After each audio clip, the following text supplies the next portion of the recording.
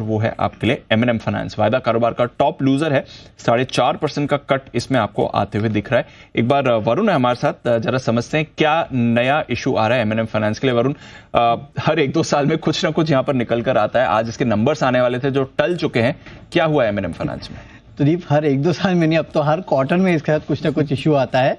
पिछले क्वार्टर में भी एक इशू आया तो आपको बाद में बताऊंगा, लेकिन सबसे पहले आज का इशू बताता हूँ। जो इस कंपनी के जो नतीजे हैं वो टल चुके हैं, क्योंकि नतीजों के साथ और भी काफी सारी चीजों पे डिस्कशन करने वाले थे, जैसे कि फंड रेजिंग और बोरोइंग, तो वो आज ये करेंगे, लेकिन नतीजे टल चुके हैं। अब इनका कहना है कि कंपनी के नॉर्थ ईस्ट में एक ब्रांच है, वहां पे एक फ्रॉड सामने आया है। फ्रॉड बेसिकली क्या है कि इस कंपनी की व्हीकल फाइनेंस जो है उस सेगमेंट में KYC को लेकर कुछ गड़बड़ी हुई है और उसके चलते फ्रॉड जो है वो सामने आया है।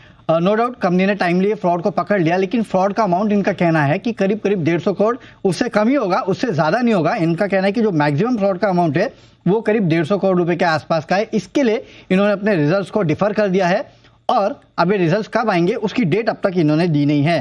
साथ ही साथ इनका कहना है कि मामले की जांच जो है वो चल रही है और कुछ लोगों की गिरफ्तारी भी हुई है इस पूरे मामले पे। इसको लेकर ब्रोकरेज हाउसेस थोड़ी चिंतित है, क्योंकि उनका कहना है कि सबसे पहले तो ये ब्रांच के लिहाज से अगर आप फ्रॉड देखेंगे 150 करोड़ रुपए या उससे कम का जो भी हो, ये अमाउंट जो है वो अपने आप में काफी बड़ा है और कंपनी के जो चेक्स एंड कंट्रोल्स है उस पर कहीं ना कहीं सवाल उठते हैं।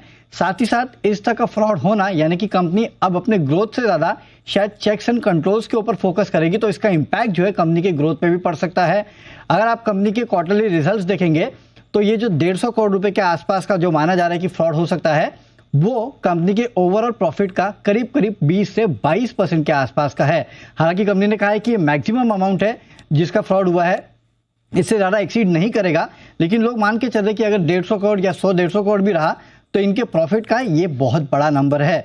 और जैसे कि दीप आप कह रहे थे कि हर साल, तो हर क्वार्टर में कह रहा था, पिछले क्वार्टर में अगर आप देखते तो इस कंपनी ने अपना मिशन 2025 स्टेटमेंट जो है अपने प्रेजेंटेशन में वही रखा था और अपने कॉन कॉल में चेंज कर दिया था। इस तरह की काफी सारी चीजें जो है वो लगातार इस कंपनी के साथ होते जा रही है और इसी का इम्पैक्ट आप देख रहे हैं। आज जो खबर आई उसके चलते स्टॉक में गिरावट देखने मिल रही है।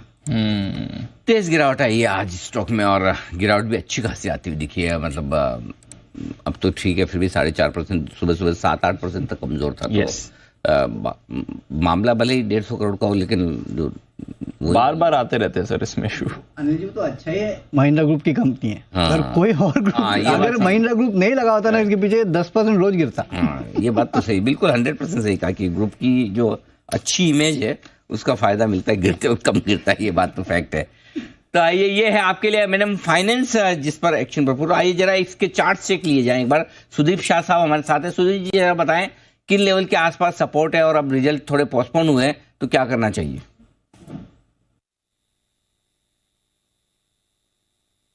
अनिल, जो हिसाब से M&M फाइनेंस का चार्ट हम देख रहे हैं कि नवंबर दिसंबर से स्टॉक एक हल्के से राइजिंग चैनल में ट्रेड कर रहा था और आज फिर से वहां से एक ब्रेकडाउन भी हमने देखा है।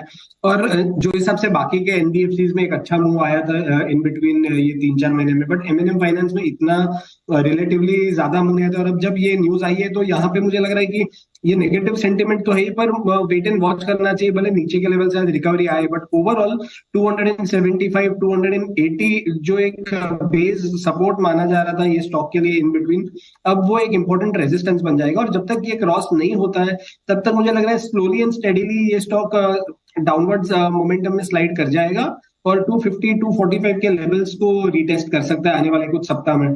तो वेट एंड वॉच रखें और कॉशियस रहे ये स्टॉक में बॉटम फिशिंग करने से।